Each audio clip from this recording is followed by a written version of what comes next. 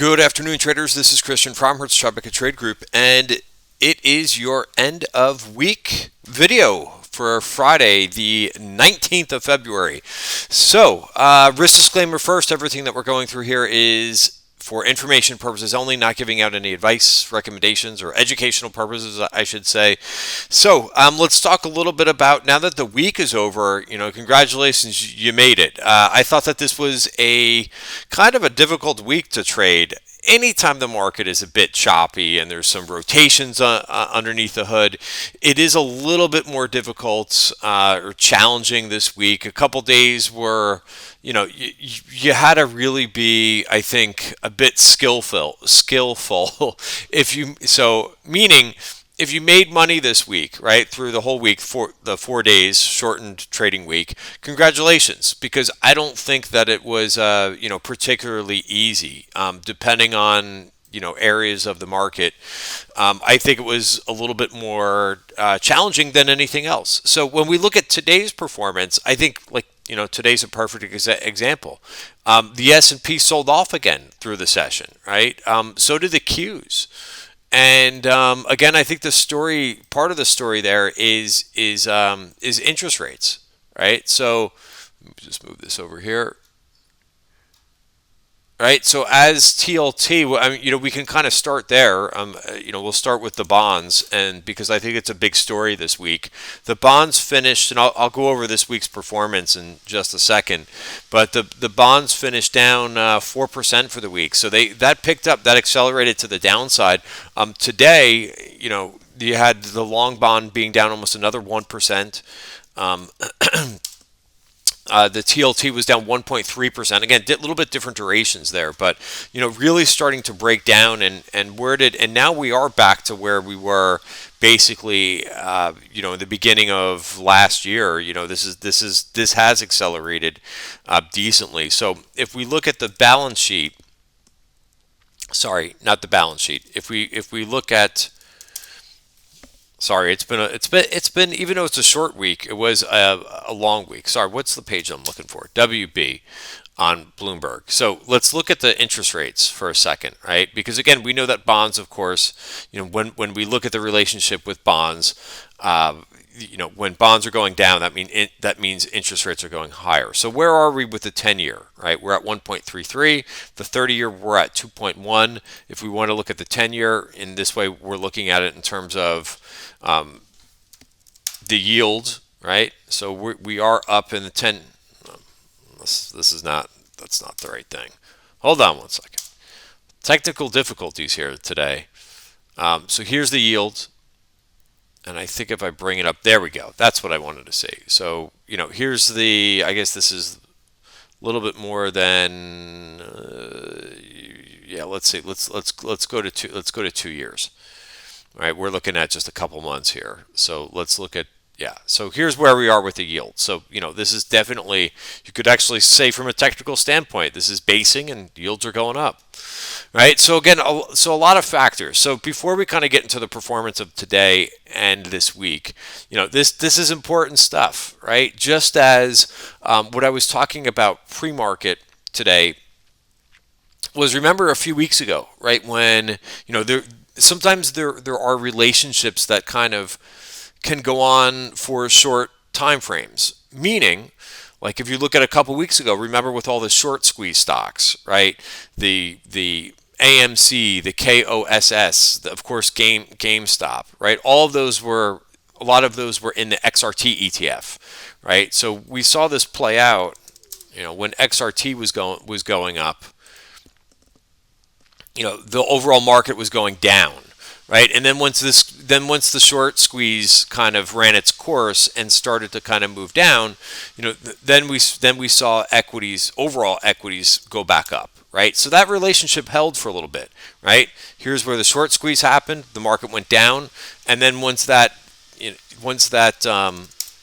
phenomenon kind of ran its course, we started to see equities go up, right? This was back on 129, right? And in the S&P, here's 129, and then we started to go up, right? So that relationship held, and when there's a big move like that, the relationship does hold. So now we're kind of seeing this, right, in TLT. So certain areas of the market are going to be more affected, I think, anyway. So this is a little bit of opinion, but high growth stocks, right, technology stocks, right, those will tend to get hit a little bit more when interest rates go up, right? Because of like dividend growth models and so forth, right? The people do look at those fundamental models and so forth. So what does do better is bank stocks, right? Especially when there's a yield curve that's involved that's steepening, right? So you kind of have to think about that, and also like value tends to do a little bit better,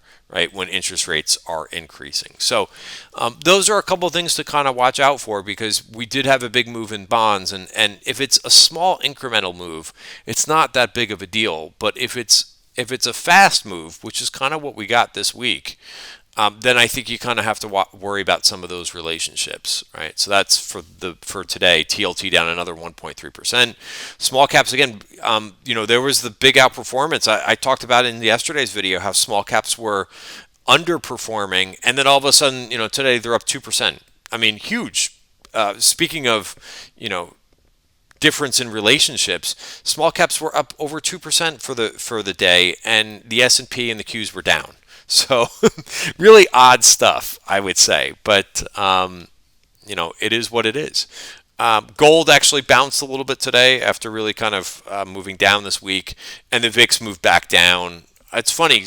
Somebody mentioned this to me earlier, and I think it's kind of funny, but sometimes when I tweet stuff out, then the opposite happens. I tweeted out like around 11 o'clock that the VIX went under 21, and then it snapped right back and finished around 22 for the day. So sometimes I do that, and sometimes I take targets in some things. Like I tweeted out like a little bit of a victory lap in VIPS today, and I think that was the height of where it was for the day. It still finished up, over 5% for the day, and I did take targets in this thing. In VIPS, one right out of the gate, pretty much right where it is now, and then I took another one at $37. This thing went up to almost 38 today, but so let me refocus here for a second. I said I was going to go over the S&P chart, but really, we're talking about a very sideways chart for the week, and even going back to last week, right? So maybe we get a bigger move, coming next week. We'll see, right? I mean, this price action was basically where we were all last week for the most part, right? And even though we did have a slim value area for this week, the majority of the move that we saw was at the end of the day on Friday of last week, and then the gap up into the holiday shortened week to Tuesday morning, and then so going back to what I said in the beginning of this video, you had to be kind of pretty swift, right, with taking some profits on Tuesday morning. I did a lot of that. I got chopped up a little bit in the middle of the week, and then today was a bit lucky for me because I got to take some profits in some things this morning, right? I got to get out of a good portion of Micron. This morning, I had an NVIDIA call spread that I took off the short end of the spread, and I got out of that trade very nicely. I was in an FUTU call spread that I got out of the last piece for 450, paid 180. Right? That again, I got a little bit lucky because if it would have expired yesterday, it could have expired worthless. So I got lucky with that. The VIPS was nice. MP, again, a little bit lucky, right? They're talking about China not exporting rare earths. I really don't believe that happens, but it is what it is. It's rhetoric. It causes the one name, one of the few rare earth names in the United States goes up pretty big, right? So I paid 35 for this, got out of most of it at 45. Today, or the majority of, or the remainder of the position, I should say. SE, that was a position I put on yesterday. That worked as well. A couple other trades. LTHM worked pretty well. Was able to take another target in Penn. I got out of my Goldman trade for nice profits. I kind of had to sit through a couple choppy days with that trade, but got out of Goldman for nice profits out at 15. Paid paid 11.57. We'll talk about this Amazon too. I bailed on, I talked about how Amazon had a shot, right? I have a very short ripcord with this Amazon, and good thing. I mean, this finished down over 2% for the day, down 78. So, my trigger was 31.20 for this, and once it kind of came back in and was hanging around 33.15, I'm like, forget it.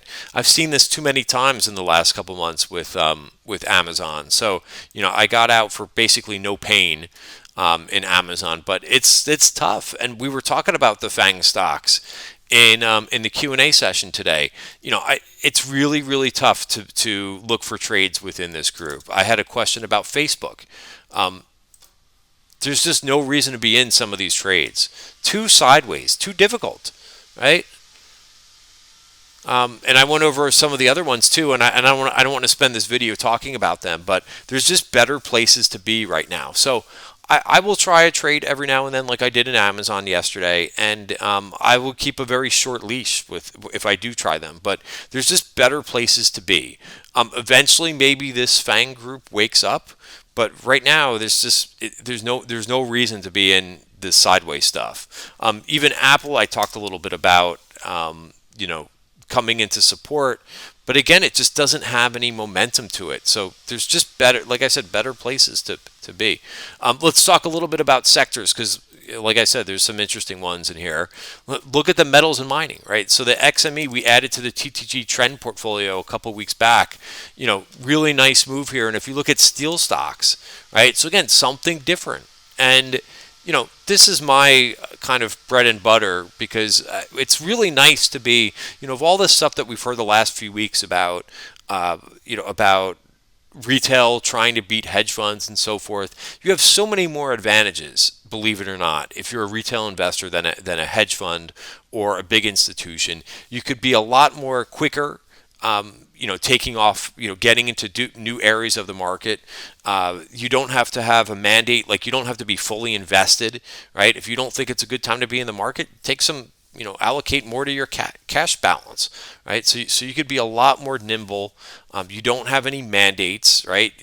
So there's a lot more advantages, and that's why, I know this big thing happened a few weeks ago with everybody saying, oh, it's not fair to be a hedge fund. I'll tell you what, there's so many people, so many retail traders, including myself, who have continued to beat hedge funds, and it's just part of having a process, doing your homework, and following the plan, right? You'll beat hedge funds. You don't need to be malicious or have a big group to try to take out a hedge fund. It's very easy to do. You just have to lay out a plan and execute it, right? And finding things like this, like seeing that the metals and mining are outperforming, things like a lot of the material space. CTVA broke out to new highs today. So Alcoa looks pretty good, right? Alcoa made, got back above this area.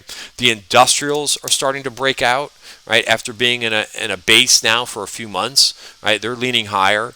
I got long. I've tried this trade 3 or 4 times. I'm a glutton for punishment, but I got back into Boeing today. A little bit. I decided, because I've gotten shaken out of options so many times, that I'll just buy some stock. But if you've gotten frustrated with Boeing too, because it looks like it's going to get going and it really hasn't had much follow through, you could just trade the whole group, right, through the industrials. Deere had a big day on earnings, right? Caterpillar had some pin action off of that, right? Up 5%. So again, it's, instead of worrying about why like the FANG stocks aren't moving, forget about them, right? Figure out which ones are moving and tackle them. So I'm pretty interested. I think it's very interesting to see that group come alive. I didn't talk too much about the banks, but I talked about how I position in Goldman. You got the regional banks breaking out as well. So I got along some Ally today, right? Ally Financial. I like this name, and I'm looking for this thing to break out. Another good one within this group is SIVB, which has been trending now for the last couple of weeks. But there's definitely some opportunities, but you have to be open to trading some different stocks, right? And not getting bogged down, with some of the ones that aren't moving. And listen, it happens, it happens to me. Sometimes I make bad decisions, right? I thought there was a great post, a couple great posts, but like NCLH, I stopped myself out of a trade yesterday for basically no reason, just because I didn't like how the overall market was working. But look at what Norwegian Cruise Line did today, right? And I think I got into the trade here. I didn't like how it finished for the day. I was able to take one target, I think at 26, dropped out of it yesterday, but sometimes there's going to be, when the market is really choppy, right? I got out of this, said, oh, no breakout there, because it was back in value. And then it opened up today above value, and it looks like it wants to possibly start trending a bit. All right. But yeah, so here's a couple of my trades, right? Here's the alley execution. Boeing, I threw on. I kind of waited. I saw the strength early on, and I'm like, well, I've seen so many fake outs in Boeing that I wanted to wait until the end of the day and how the whole candle would look. Also, a different one is DuPont. Right, I've been watching this name for the last couple of weeks, just trend lower. It did take out a VPOC back here, right? And considering that there's a lot of strength in materials, I think it's worth a shot. Now, I don't really have any confirmation yet that this is turning the corner, other than, of course, this downside virgin point of control being taken out from this value area back here. So I'm looking for a reversal next week. So again, doing that without any major confirmation, we'll see, right? So if not, what I put on was some April calls. Most I can lose on this trade is 265, right? That's a nice thing about options, right? I've been talking kind of negative about options this week because options are tougher in a choppy market. But at least you can define your risk, right? Whenever you enter into a swing trade or something of this nature, right? I can only lose 265, right? That's it. So sometimes these names, industrial names, material names, a little bit, lower implied volatility, they're not that expensive, right? Versus a high growth stock is going to be very, very expensive, right? TTD is a good example, right? Really nice move today, and this was a little bit of a head scratcher when I saw the results come out yesterday that, it actually moved down a little bit. And I was like, really? The results are really strong. But the question is, how the hell do you play this thing? You can't play this thing in options. In my opinion, anyway, the options are ridiculously wide, right? I was talking about next week's options or today's options. They're like, $5 wide, right? Which is like over 25% of the premium. There's no way. I think to try to make money in options, even though this thing moved $56 today, is really, really challenging. So that's a good comparison. Like a high growth. I mean, this stock for some reason it's really, really wide in options. You just can't really play them in options. I don't think you can. So there's a difference between playing something like a DuPont in options. It's to me it's much easier. All right. So there's my trades, and here's the stop that I took, by the way, in Amazon that I mentioned. Penn, I think I mentioned that one already, but nice to see Penn get to back to highs. So it's kind of funny, right? If you look at some charts, they look very constructive. Other charts, and individual names don't look so hot, right? So I think for now you stick with the relative strength and continue to kind of find some areas that I think look at the Snap candle for today, up 4.2%. This was a name that we talked about in the pre-market session, right? It held very well. Again, choppy, but same thing, kind of a similar look in that VIPS, right? Took its time going sideways for about 2 weeks, and then all of a sudden, bam, breaks out to the upside. All right. So for me, nice profitable week this week. Even though I ran into some issues in the middle of the week, stopped out of some trades at the wrong time. I got out of an apps trade starter yesterday, and thing was up 6% today. I thought this was really good, right? In terms of this quote, this was by Canuck to USA. So if you made some mistakes, which I talked about earlier today, Michael Jordan says, I've missed more than 9,000 shots in my career. I've lost almost 300 games, 26 times I've been trusted to take the game-winning shot and missed. I've failed over and over and over again in my life, and that is why I succeed. How about that for an end-of-week quote, right? That's part of trading too. Like how many, I said a couple times this week, I'm like, geez, that's a mistake. That's a mistake. But you can't focus on that stuff, right? You got to keep moving forward and realize that you're going to make some mistakes here and there, right? And just listen, I'm not comparing myself to Michael Jordan, but I think overall it's just very refreshing to hear something like that, right? And another quote that I like too is from Wayne Gretzky, right? He says, he misses 100% of the shots that he doesn't take, right?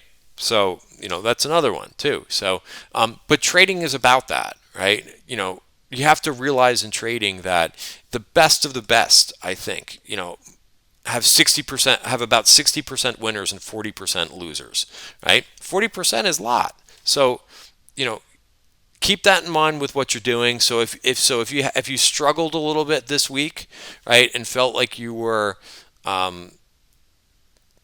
spinning wheels, a couple days this week, sometimes it's just what it is, right? And we've talked about that a lot, in terms of trading, is that sometimes you have a very good environment to trade in. Other times it's a little bit difficult, right? I get asked that question a lot of times by newer traders when they're talking about, hey, can you make the same amount of money every single day? That's what I want to do. No, it doesn't work that way. Sometimes you have a couple days where you lose a little bit of money or make a little bit of money, and then you're going to have 1 or 2 days where the market is a really good environment and you come back strong and you make a lot of money that day. But the goal when the environment is not great is to not give back a lot of those profits that you make on the really good days. It takes a while, right? I know from when I started trading, I would give back a lot of those profits, right, on the days when the market wasn't conducive to good risk taking. So it's something that you kind of have to take away over time, is that when the market is not giving you those opportunities, you try not to force trades, try not to overtrade, and minimize losses on those days, and then really counter when the market gives you something good. All right, performance for the week, because I don't think I talked about that too much other than the bonds, but again, kind of all over for the week, right? Crazy blockchain crypto stocks, they were up 19%. Remember, they were up 23% last week. That's crazy. Big moves coming out of the crypto space. Oil and energy, or oil and gas, the equally weighted ETF was up 5.5% this week. I mentioned banks were strong. They were up as just about the same, 5.5%.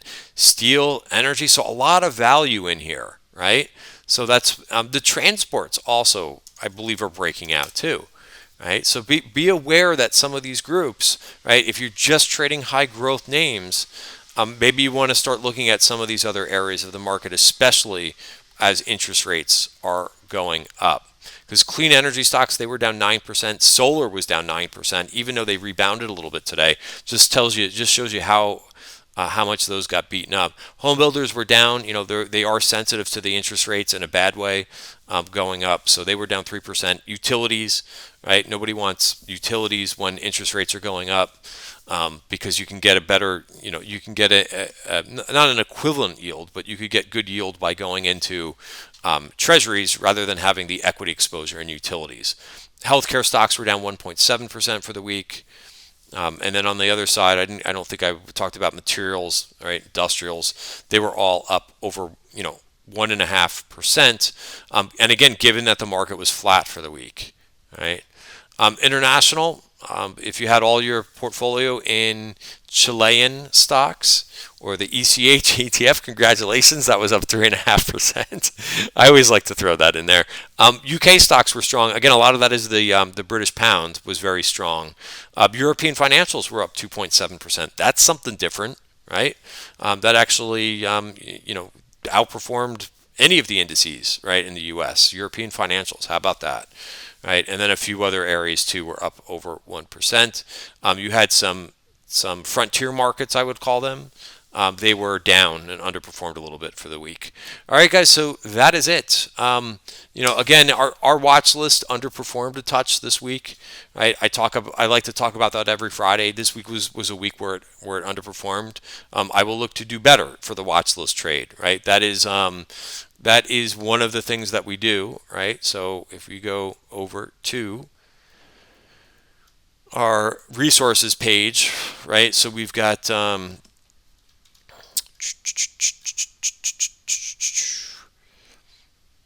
where is this?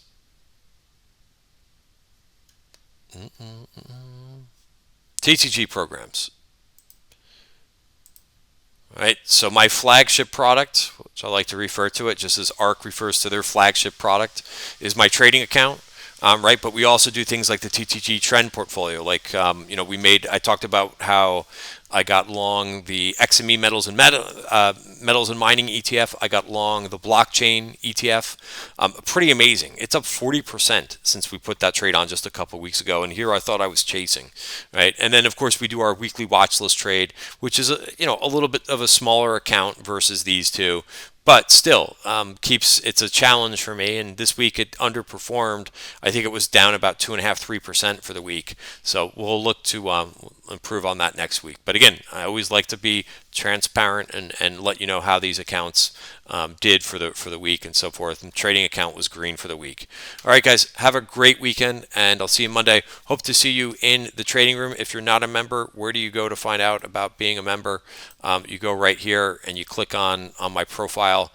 Here's how you sign up to be a member of Tribeca Trade Group, and you can get involved in seeing what I'm looking at for next week. Right, probably put out a watch list of about 15 or 20 names for that watch list trade, and we'll go over triggers and the setup for each one of those names in the weekend videos for members. Have a great weekend, everybody. See you on Monday.